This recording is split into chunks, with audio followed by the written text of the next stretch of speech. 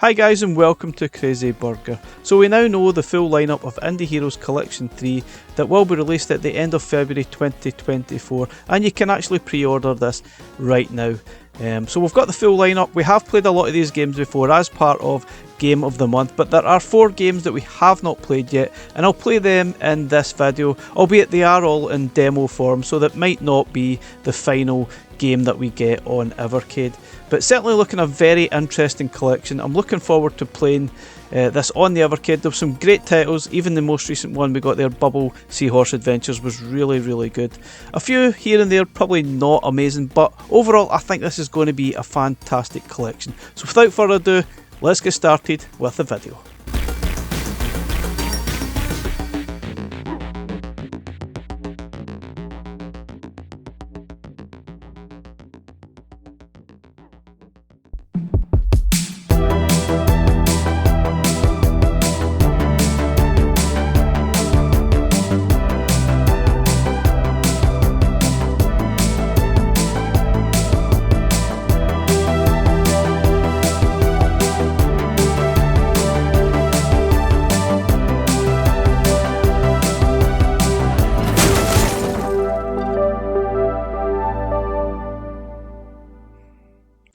Okay, before we start to play through all the games, let's have a look at the game details here. We've got 13 titles included as part of Indie Heroes Collection 3. Most of us will probably have played them, at least 9 of the titles, I guess, already, as part of Game of the Month on your EXP and VS. If you haven't played them and you're waiting for the cartridge, then you've not really got long to wait at all. So the 13 games are as follows. So really good stuff here. Some so-so games, but I'll go over that in a little second. But no doubt for me, the standout titles were Big Too Small and the cover star Donut Do. Can't really say that right, so apologies for that. It's an absolutely fantastic game. It's a single screen arcade platformer and it is super addictive stuff. Thunderpaw was also really good. That was a kind of a platform shoot 'em up or collect 'em up type of thing, but it was really good. Some tricky bosses right enough in that game. A Big Too Small puzzle game, I thought that was fantastic. Really cool. Admittedly, this will not be for everyone, but I loved challenging myself trying to line up the mouse, the elephant and the goat onto their respective things that they want to be on, like the apple, the peanut and the cheese, with obviously avoiding all those obstacles and stuff. Excellent stuff, really addicting. I played this through solid for about 2 months through the summer period. I can't speak highly enough of that game. We also had Magic and Legend Time Nights, which was probably a little bit basic and very short for me. We then got Doodle World Redrawn, which is basically more Doodle World with the double jump function and obviously slightly different design levels. Not really sure we needed that, but it's here nonetheless. We've also got Little Tales of Alexandra. We've not played this one as yet. This is a Game Boy title, and it seems like some type of RPG style thing. I'm not really sure if there's some kind of dark twist going on in the game. I'm sure we'll find out eventually. I'm not sure it's quite deadiest like that at all, but there's definitely something going on in the game that I'm not entirely sure about. Also, we've got Alien Cat 2 Enhanced Edition. Now, we already had Alien Cat 2 on, I think it was the original Indie Heroes collection, which I think is a brilliant game.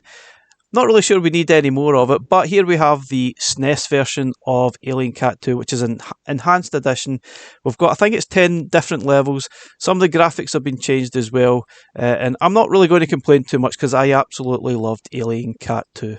And the current Game of the Month, as obviously time of this video, is Bubble Seahorse Adventures, and that is really cool. And this one, along with the other game at the start, which I'm not going to pronounce again, are running natively on the Evercade, which is quite cool. We seem to be getting a lot more of these recently, and I think that certainly bodes to the future as well. I'm pretty sure 2024 we'll see a lot more games running natively on Evercade. We've also got Orebody, A Binder's Tale, which was a kind of platform game, a little bit like Mega Man Light, so to speak, but which was okay. It wasn't amazing, but it was okay. Now, another game that I actually predicted at some point in the last couple of years, we're going to get Skate Cat, which is coming from the makers of Kobu, or Kobu, I can't remember the name of that one now. But anyway, there's this game, Skate Cat. It's okay, you're basically a cat on a skateboard. Also, we've got Bone Marrow, which I think is fantastic. It's a kind of threes style game, with a little RPG twist to it, and I think it's fantastic. Another one that we haven't played yet is Chibi Monster Brawl. That sounds like something that happens in Glasgow on a Saturday night, but anyway, that's what it is. Chibi Monster Brawl. It's kind of like a 4-player style game, a little bit like, what's that game called? It's a cross between Micro Mages and another game on Indie Heroes that I can't remember the name now. Super Brawl something. Okay, we also have Choo Choo Mimic, which is a kind of a puzzle game from Low-Tech Games, a cross between Choo Choo Rocket and Tapeworm, I guess. It's okay, it's probably not their best game, I think, that they've released. I've started to get my teeth around it, I'm not really entirely sure. Sorry, that was a bad pun. But I've started to get my jaws around it anyway. I'm not really sure the best way of playing it. I certainly wasn't addicted to it as much as I was Tapeworm and Flea. But anyway, it's a reasonably decent game, which rounds off this collection perfectly. Overall, I think some really good games here. Let's play through the ones we've not had as Game of the Month first, and then we'll highlight the rest at the end of the video. Okay, so sadly the demo that was on itch.io does not have any sound or music. But however, we can get a good idea of what the game's like. The demo has a few levels on it that are not on the Mega Drive version we have on Indie Heroes Collection 1. So this SNES version that has some graphical updates. Obviously it's an enhanced version, we'll get 10 additional levels. And what I've played so far I've really enjoyed. It's still that same ferocious challenge, especially when there's more than one cat on the screen at the one time. When there was 2, 3, 4 cats, it was really, really tough. You had to concentrate on all the cats at the same time to collect those ship pieces without dying, obviously stepping on the spikes or blowing yourself up. But what a great game. If you love the Mega Drive version, you will love this version as well. Not really sure we need another enhanced version, considering we also have Doodle World redrawn on the same collection. A little bit cheap, I guess, but it is what it is. They are decent enough games. I think this one's better than Doodle World though, and I loved it on Indie Heroes Collection 1, and I'm pretty sure I'm going to enjoy playing through this one again.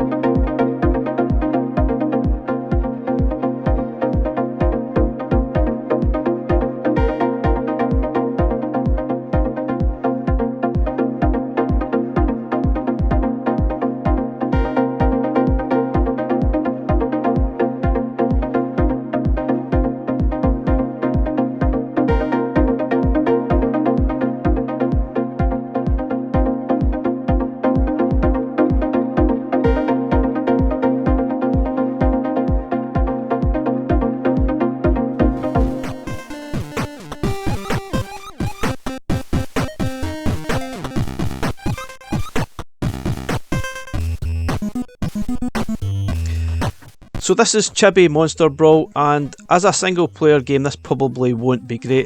Admittedly, this is the demo version, and the idea is to collect as much of the items or fruit, whatever it is that appears on screen, obviously more than the opponents. But obviously playing as a single player here, there's not really a lot to do. You can pick up that diamond sort of shape thing, and you can fire that against the enemies and take them out. But as a single player game, it really doesn't do an awful lot.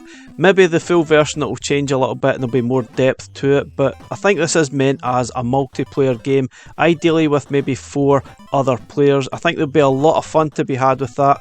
Obviously, if you had 4 players, you'd be trying to collect more fruit than the other players, and obviously you can take them out, destroy them, and then they would respawn at some other point in the sort of stage. But as a single player game, it probably doesn't cut it. Multiplayer, I'm sure it would be a lot of fun, but for me, single player, nah, it's probably not going to be good.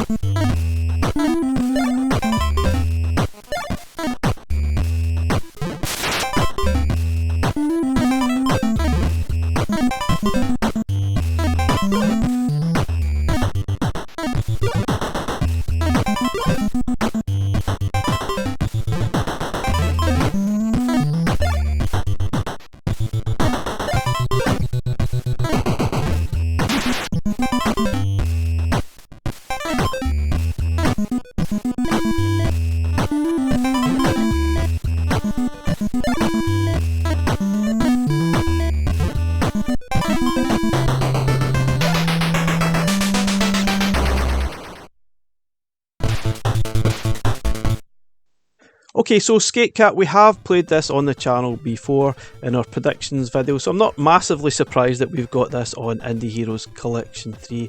And the idea of the game is pretty simple. You're obviously a cat, you're on a skateboard, you need to avoid all the turds that are on the pavement for some reason.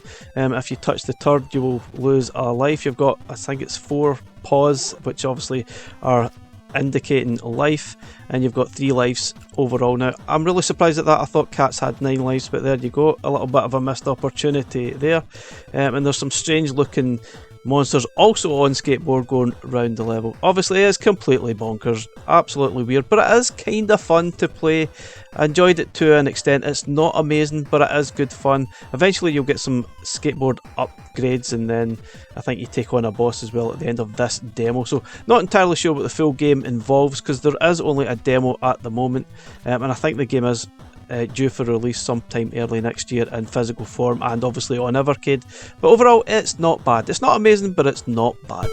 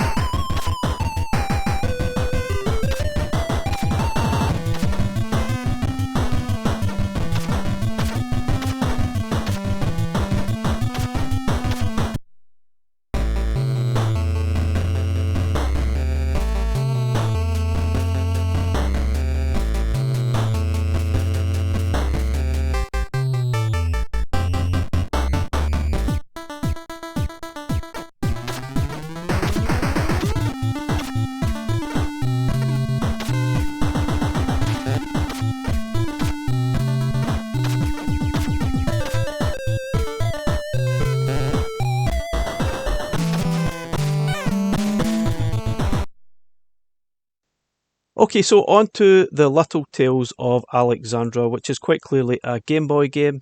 And I'm not entirely sure what the point of this game is at all. You've obviously moved into an apartment in some kind of flat section, and you can interact with every item, interact with the people, interact with your neighbours. Not entirely sure what's going on, because the plot really wasn't unfolding at all, for the length of time that I did play it. There's obviously something strange going on. There's maybe something sinister. Perhaps it's got Dedeus or Dedis vibes going through it. I don't think it's as dark as that title right enough, but there's something strange going on in these flats with your neighbours, but not entirely sure. I got a little bit bored. I thought the game was a bit slow. It was quite boring to play. Maybe it'll get more exciting as you sort of furrow the actual story that's going on. But initially, I just felt it was just a little bit too boring. But I'm sure some people will enjoy this style of game. It's a little bit laid back, quite relaxed, and I'm pretty sure it'll have its audience.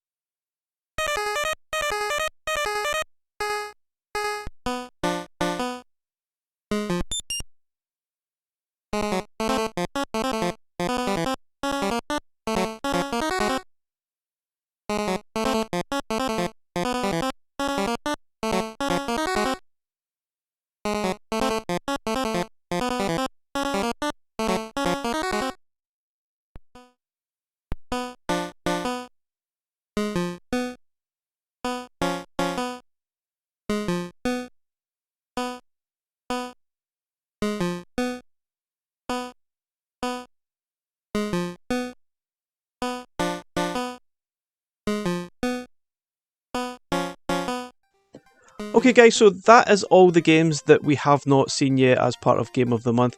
What I'm going to do now is play through the rest of the games, including obviously the current Game of the Month, without commentary, because I've obviously covered these extensively on the channel in the last 6 or 7 months. But I'll highlight all the rest of the games in short form so you get an idea overall what this collection is like. I think this is going to be a really good collection, and I'm looking forward to it at the end of February.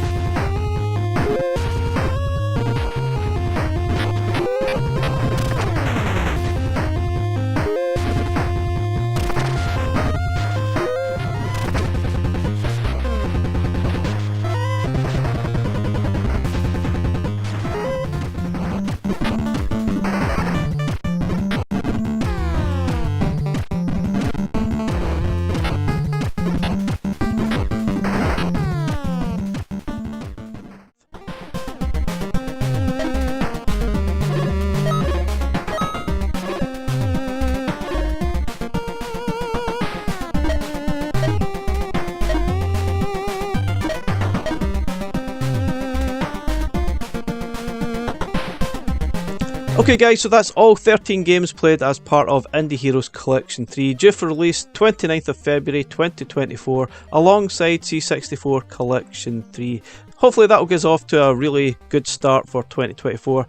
Not sure what else we'll see. I will do a prediction video at some point, probably later this month, on what we could see through next year on Evercade. Thanks very much for watching our video. Let me know what you think of this collection. Are you going to pick it up? Thanks for watching. Catch you in the next one. Bye for now.